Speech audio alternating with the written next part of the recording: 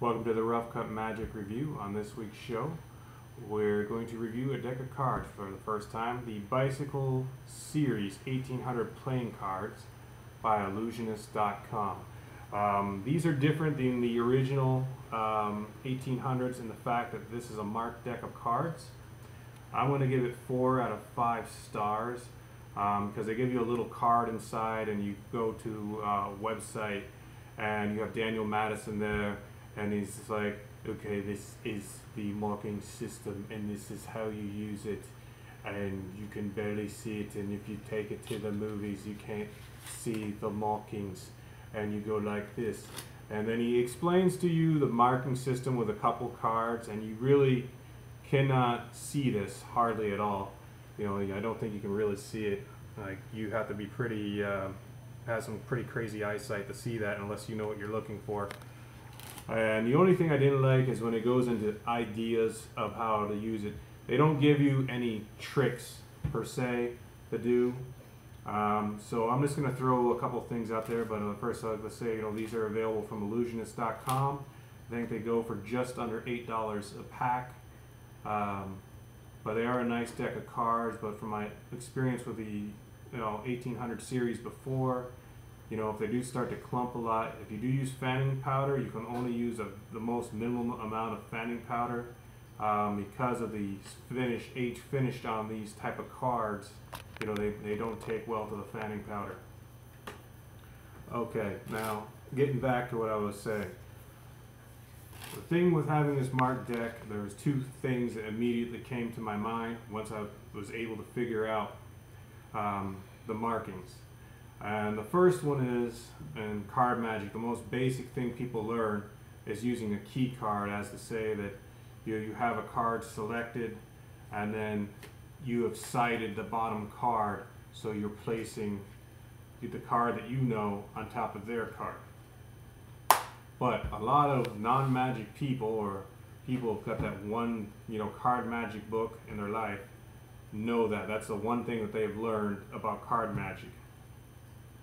So using a marked deck, this might be a little harder for me here because of the light. That's the other thing. You need good, decent light when you have this. But when you have the cards selected, whatever the card is, let's say it was the 9 of diamonds. Okay, 9 of diamonds there for them. When you open up the spread and you can look and you can find your key card. I think this is the 4 of spades, but I'm looking at the back. Yeah, it's the 4 of spades. So this is the 4 of spades by looking at the marked part of it. So you can do the same thing you can do with any key card trick. So that's the 4 of spades. You don't know what this card is because they've taken it away quickly, but this card is a 4 of spades. So you close up the spread and you go through the deck like you're looking for the 4 of spades. So you go through and you look for the 4 of spades because that that's your key card. And so their card is the 9 of diamonds. And you can do any of the basic key card tricks, like, the next card is yours, or anything like that, the pulse trick, after that, hey, that was the 4 of spades, you can go through and do the pulse trick. And so you find that 4 of spades and you hold the spectator's wrist, and your pulse is not so much over here, so we'll eliminate these cards, and your pulse isn't too much over here, so we're going to get rid of these, and you keep going back and forth, and you finally get down to a small bunch, and your pulse feels strongest here, and I'm getting the strongest intuition that this is your card. Now this is just a basic idea, that's an old trick, but because of the fact you're using a marked deck, you don't have to sight your key card from the bottom of the deck. You can sight your key card actually from here, and people aren't going to see this as a marked deck. They're going to have to look really, really hard to figure out that's a marked deck. The one other idea that I had, and you can use this as a trick or not, basically is Luc Germain did an effect called colorblind. He uses a different method, but you can do something similar to that presentation in the fact that the deck is shuffled by a spectator, and you say, well, I use cards a lot, and sometimes I can get an intuition that what the color of the card might be, if I really look at it intently and go by feel. And so you look at, actually you're looking at the index, and you're not even looking at the number. So you're looking for, the index. Well, sorry, my lighting's a little bad in here right now. But you can look at it and you can see, like, let's see, this one's a little easier to see.